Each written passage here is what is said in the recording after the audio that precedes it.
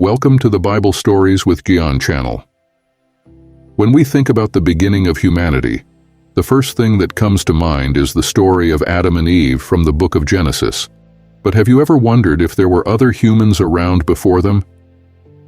Let's delve into the scriptures to uncover some intriguing possibilities. The book of Genesis starts with the creation story, describing how God created the world, plants, animals, and finally, humans. In Genesis 1:26 it says, "Let us make man in our image after our likeness." This verse is often interpreted to mean the creation of Adam and Eve, the first man and woman. However, the text doesn't explicitly state that Adam and Eve were the only humans on earth at that time. This opens the door to questions about the existence of other people.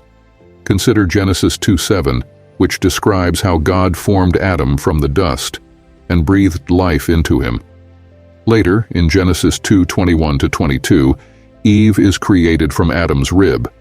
These verses focus solely on Adam and Eve, but they don't mention other people being created alongside them. Moreover, Genesis 4 introduces us to Cain and Abel, Adam and Eve's sons. When Cain kills Abel, God tells Cain in Genesis 4:14, "Anyone who finds you will kill you." This implies the existence of other people outside of Cain's immediate family, as Cain would have someone else to fear. After Abel's death, Adam and Eve have another son named Seth, as mentioned in Genesis 4:25. Seth's genealogy is detailed in Genesis 5, listing his descendants down to Noah. However, the Bible doesn't provide much information about Seth's wife or other children, suggesting there were more people around. It's reasonable to assume that Adam and Eve had multiple children over their long lifespans, leading to a larger population beyond just their immediate family. This idea is supported by the need for intermarriage, as incest within a single pair would be impossible without other families.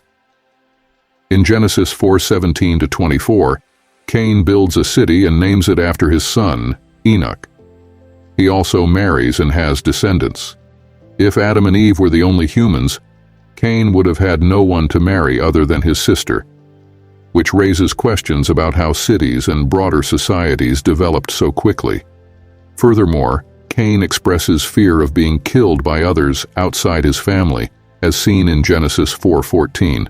This fear indicates the presence of other families or communities beyond his own, suggesting that humanity was already expanding. The idea of other humans existing before Adam and Eve challenges traditional interpretations, but can be reconciled with the Bible's overall message. It highlights the complexity of the creation narrative and the possibility that God's creation was more diverse than the scriptures explicitly state. Moreover, passages like Genesis 1:27, which says, "So God created man in his own image. In the image of God he created him. Male and female he created them," can be interpreted to include multiple individuals rather than just a single pair. Genetic diversity, such as different skin tones and physical traits, can be explained by the existence of multiple families from the beginning. Adam and Eve, having many children, could have created a wide range of genetic variations over generations, leading to the diverse humanity we see today. This perspective aligns with Genesis 5:3, where Adam is 130 years old when Seth is born, suggesting that Adam and Eve had many children over a long period. Genesis 11:1-9 describes the Tower of Babel, where people spoke a single language before God confused their languages and dispersed them across the earth. If there were multiple groups of humans from the start, this story takes on new meaning, showing how God managed the growth and spread of humanity. Different languages and the rapid expansion of populations can be seen as part of God's plan to populate the earth through multiple families and communities. While the Bible primarily focuses on Adam and Eve as the first humans, the scriptures leave room for the existence of other people in the early days of humanity. This perspective enriches our understanding of the Bible's creation narrative and the spread of human civilization. Thank you for joining us on this exploration of ancient humans before Adam and Eve. If you found this video insightful, please give it a thumbs up, subscribe to our channel, and hit the bell icon for more thought-provoking content. Share your thoughts and questions in the comments below. We'd love to hear from you. See you in the next video. Take care. God bless you.